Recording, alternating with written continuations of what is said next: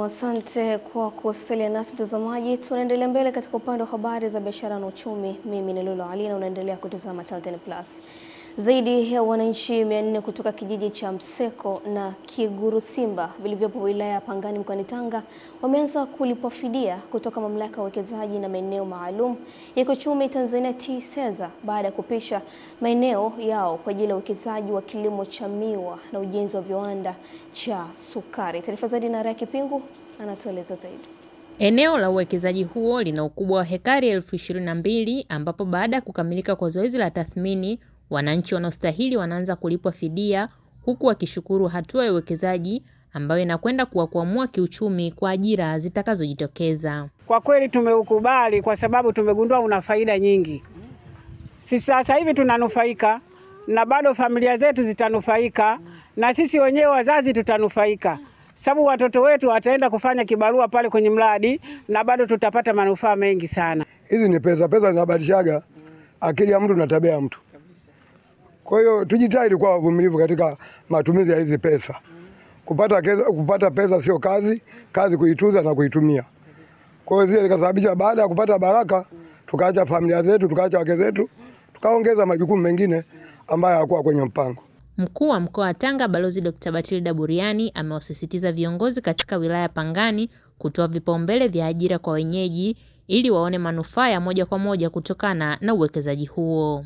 Nataka vikundi visajiliwe kutoka hapa Masaika ili kazi za kusafisha eneo wasichukuliwe watu mbali, waanzie hapa Masaika. Afisa maendeleo ya jamii aje hapa hakikishe wale ambao wakati tunasajili wakupata bahati ya kusajiliwa, vikundi visajiliwe vya wazee. Kwa hiyo mtakuwa mnaona fedha zinaingia kwenye akaunti zenu kadri mtakao kuwa mmejitokeza na kuleta taarifa zenu mapema.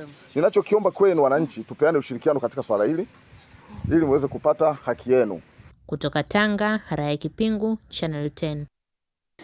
Na mtazamaji, ufugaji wa samaki kwa njia ya vizimba umeanza kuzaa matunda kwa wananchi wilayani Geita baada ya kikundi cha Jiendeleze Mchangani cha kata Nkome kufanikiwa kufanya uvunaji wake wa kwanza unaotekelezwa kwa ushirikiano kati ya halmashauri ya wilaya Geita na mgodo dhahabu wa Geita GML. Mwandishi wetu Msho Sadik kutoka Geita anatueleza zaidi. Mkurugenzi mtendaji wa halmashauri ya wilaya ya Geita ameshuhudia uvunaji huo. Amewapongeza wanakikundi kwa juhudi na ushirikiano wao, huku akishukuru GML kwa kuendelea kuwekeza katika miradi ya maendeleo inayoongeza kipato na ajira kwa wananchi. Ninachoshauri ni kwamba tuendelee kushirikiana na ndugu zetu hawa wadau kama GML na isiwe mwisho. Tuone ni namna gani bado tunaweza kuongeza, kwa sababu eneo la uvunaji wa samaki au kuwekeza vizimba kwa hapa Nkome bado ni kubwa. Kwa hivyo shukrani nyingi sana kwa halmashauri, lakini GML kwa kuona kuna haja ya kuja kuweka mradi huu katika kata ya Nkome. Mradi huo wenye thamani ya shilingi milioni 251 umewezesha upatikanaji wa vizimba 4, vifaranga vya samaki na huduma za kitaalamu. Afisa miradi ya CSR kutoka GML anaeleza. Vizimba 4, tumewapa vifaranga jumla 120, tumewapa vyakula tani 36. Lakini pia tumewapa boti, tumewapa kamera na taa za sola kwa ajili ya ulinzi. Lakini pia tumewapa expert ama mtaalamu ambaye anakuwa ni wa muda wote hapa kwa ajili ya kuwa coach na kuwa mentor, kwa kuwa ni mara yao ya kwanza kufanya ufugaji na ufugaji sio kitu zoefu sana. Lakini kwa mwanzo wa leo sasa ambavyo tumepata mavuno haya, tutamenemeka sana, watoto tutasomesha, lakini pia kaya zetu zitaendelea kunawiri. Kutoka Geita, mimi ni Mrisho Sadi.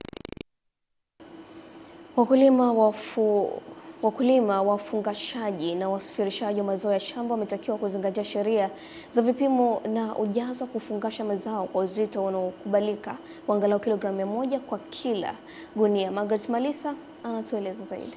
Wito huo umetolewa na afisa vipimo mwandamizi na kaimu meneja wa wakala wa vipimo mkoa wa Pwani Isaac Bilahi wakati wa ukaguzi wa magari yanayosafirisha mazao, ambapo amesisitiza elimu itaendelea kutolewa na watakao kiuka sheria watafikishwa mahakamani.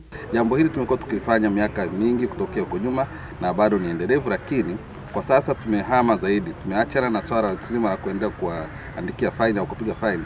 Sasa jambo hili tunalipeleka mahakamani, kwa maana likaamuliwe na hakimu kuonyesha kwamba ni adhabu gani, kama ni kifungo ama ni kulipa faini. Kwa hiyo tunawataka na tunawahitaji watu hao waachane na biashara hizi. Baadhi ya wasafirishaji waliokutwa na makosa wameeleza changamoto zao, huku Amani Chungu ambaye mzigo wake ulikidhi vigezo akahimiza kuzingatiwa kwa sheria za vipimo.